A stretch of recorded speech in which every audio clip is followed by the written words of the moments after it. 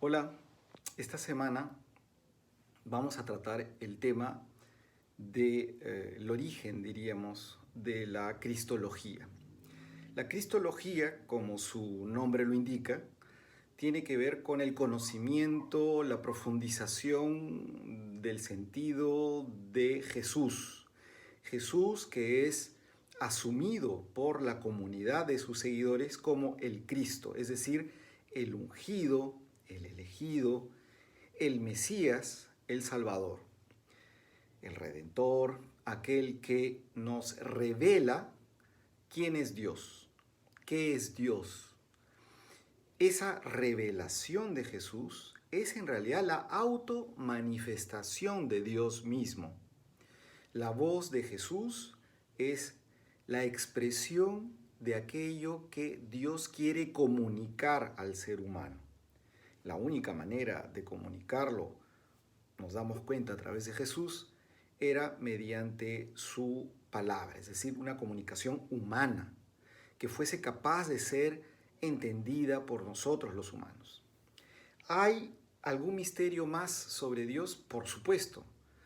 Si pudiéramos decir de una manera muy simple, yo creo que nosotros podemos como humanos entender lo más elemental de Dios. Sin embargo, esto elemental a su vez es algo demasiado profundo como el amor. Es la única manera en que nosotros podemos llegar a entender la naturaleza de Dios, a través del amor, que es, en última instancia, aquello que define a Dios para la revelación. Sin embargo, si pretendemos utilizar nuestra razón para poder entender lo que es Dios, nos vamos a quedar chicos, porque Dios desborda las categorías de la razón. Y sin embargo, fíjense eh, qué paradójico que es que en esa incomprensión que nosotros tenemos respecto de Dios como lo que es mediante nuestro uso de la razón, es decir, pese a que nuestra razón no lo puede captar, sí podemos entenderlo más allá de la razón, más allá de los conceptos y de las palabras, por el acto del amor que vive a través de nosotros, si es que nosotros nos decidimos realmente a amar. Pues bien, la semana pasada hemos visto cómo las comunicaciones de la resurrección de Jesús y el modo en que su mensaje va siendo entendido por las comunidades de seguidores de Jesús se van dando a través de los llamados padres apostólicos, es decir, aquellos que desde Jerusalén asumen la misión de transmitir, ¿no?, el mensaje de Jesús tal y como lo fueron entendiendo a partir de la resurrección. En otras palabras, en la primera fase de difusión de la comunidad cristiana, mientras que se van escribiendo los textos que van recogiendo la memoria de Jesús, que van a ser definidos, esos textos más antiguos, como los textos canónicos, es decir, los que son los textos definitorios, los que definen la persona de Jesús y aquello que viene a transmitirlo, se va elaborando una prédica, ¿no?, apostólica, es decir, de seguidores de Jesús que van transmitiendo su mensaje en distintas comunidades a lo largo del Medio Oriente, el Mediterráneo. Se van produciendo estas, diríamos, interpretaciones, ¿no? No solamente la transmisión, cómo hay que entender a Jesús, qué es lo que hizo, qué es lo que se espera que haga una comunidad de seguidores de Jesús, de qué manera estamos siendo realmente fieles a este mensaje, de qué modo en las comunidades estamos celebrando aquello que nos ha sido revelado, de qué manera incorporamos a la comunidad a aquellos que han entendido el mensaje, de qué modo podemos hacer frente a aquellos que están confundiendo el mensaje, cómo lo hacemos, de qué manera se está entendiendo. En ese proceso a lo largo de fines del siglo I y ya sobre todo en el siglo II en adelante, el crecimiento de las comunidades es tal que no hay manera de poder controlar cómo las comunidades van entendiendo. Entonces, lo que es natural es que el mensaje de Jesús se va difundiendo como diríamos, como un teléfono malogrado, ¿no? Ese juego por el cual se transmite un mensaje y desde que el que primero que emite hasta el último que recibe, hay una distorsión en él. Y eso es lo que se produce. Entonces, a lo largo del siglo segundo, sobre todo, van a comenzar a aparecer textos que de alguna manera tratan de interpretar el mensaje de Jesús, pero ya con un agregado de la comunidad que no tiene mucho que ver con el mensaje original de Jesús. Esos textos, algunos se presentan como de la autoría de los seguidores de Jesús. Algunos pretenden ser escritos por Pedro, otros pretenden ser escritos por Tomás, otros por Santiago, y así se van expandiendo de tal manera que se genera todo un circuito de textos que dan lugar a un género literario que es el que llamamos en la teología bíblica, en la construcción de la Iglesia católica, los textos apócrifos, es decir, textos que no son considerados dentro del canon y que, es más, son textos cuya autoría no es la que dice ser y de otro lado cuya pretensión es interpretar la revelación de Jesús con algunos agregados, la mayoría de ellos, diría yo, de índole muy racionalista, porque tratan de entender de manera muy racional el hecho de la revelación de Jesús. Entonces, de cierto modo, esta proliferación de textos no nos está hablando de que haya unos textos que eran ocultos por la iglesia porque no querían que se descubriese lo que era en realidad, ¿no? La verdad de Jesús, etc. Si Jesús tuvo o no tuvo relaciones con María Magdalena, si es que Jesús fue cómplice de Judas en un complot cósmico para poder cumplir la voluntad de Dios sacrificando al Hijo y vertiendo su sangre. Todas esas cosas van a estar subyacentes en los mensajes, así como otras interpretaciones, ¿no? Por las cuales se pretendía, para convencer a los que se iban convirtiendo a la fe o aquellos que no lo eran paganos, pero querían convencerlos, entonces trataban de mostrar a Jesús como un personaje sobrenatural, que desde niño ya había tenido esta conciencia y había tenido como esta especie de poder sobre la realidad natural para convertir el barro en vida o hacer resucitar a niños cuando él era niño. Es decir, tratan de convencer por todos los medios de sus posiciones mediante la creación de relatos que no eran ciertos, ¿no?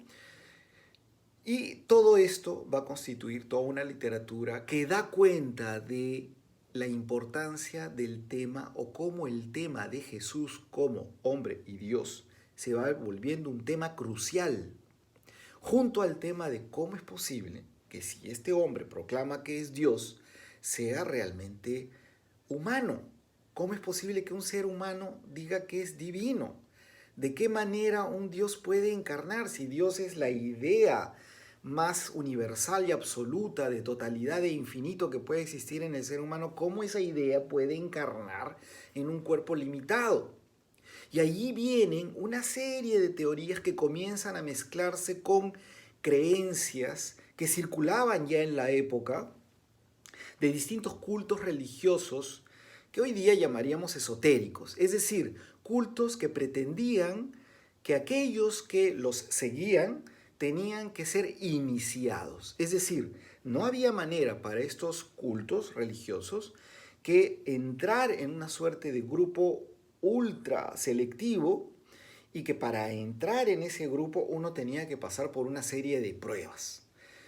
Una vez que el sujeto pasaba por una serie de pruebas, podía acceder a los textos disque sagrados, ¿no? Que solamente una élite podía leer y entender, y así formaban parte de un conocimiento que era vedado para la mayoría de seres humanos y solamente conocido para ese grupo. Pues bien, esa manera de cultos esotéricos que tienen una historia muy larga, de los cultos pitagóricos, órficos, y también de otra índole. En Egipto, en todo el mundo oriental estaba plagado de este tipo de conocimientos que solo unos pueden conocer.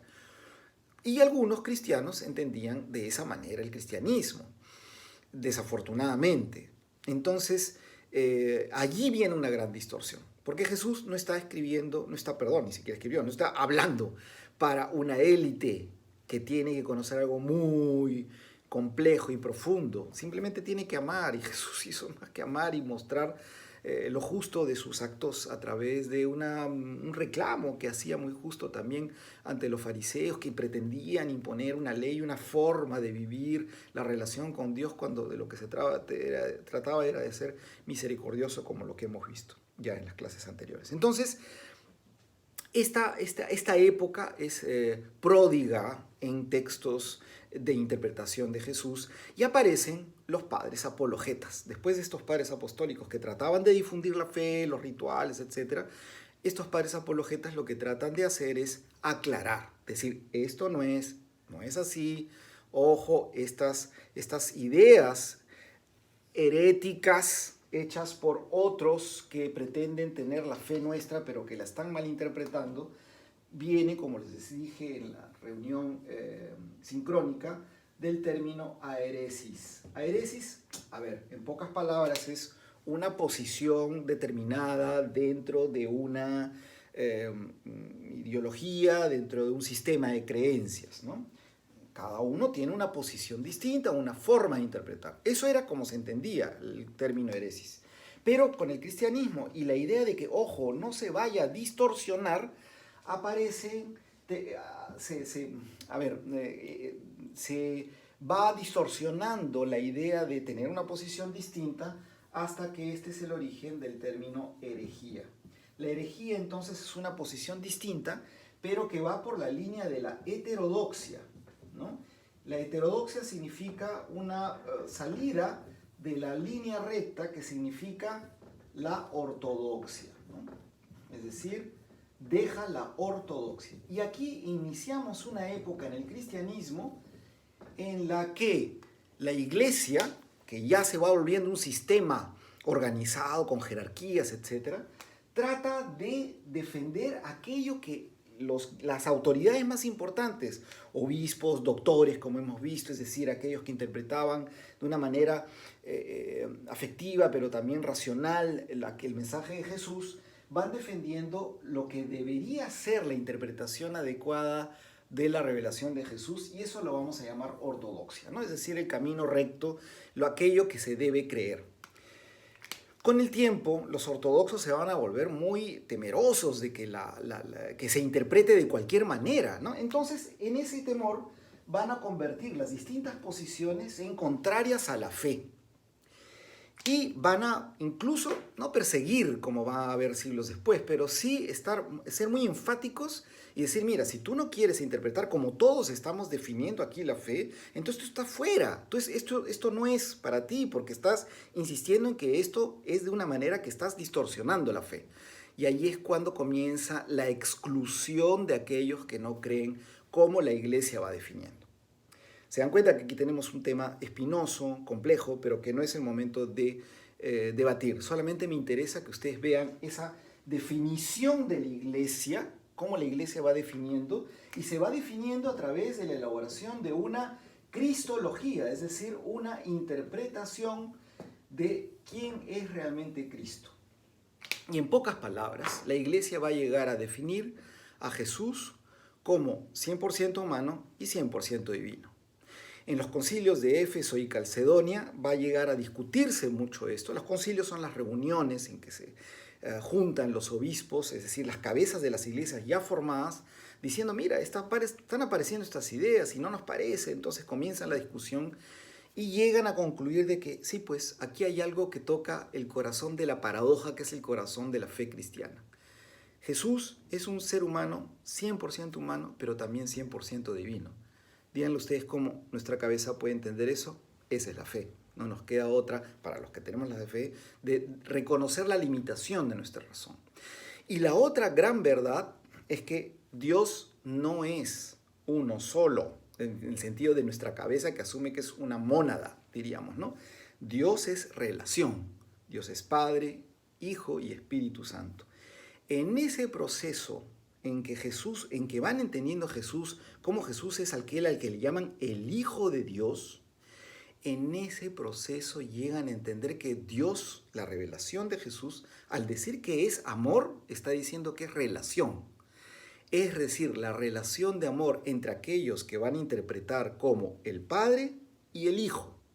El concepto de Padre e Hijo es lo más cercano que nuestra cabeza puede entender la naturaleza divina de aquel que ha creado todo para el que sale o es de sí su propio ser, diríamos, porque el término no se puede aplicar, que es el Hijo, y con el Hijo surge toda la creación.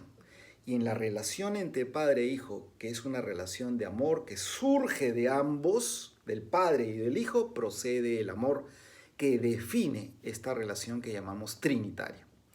Pero ese es un tema que veremos luego en la reunión sincrónica y seguiremos repitiendo con el texto de Joseph Moine.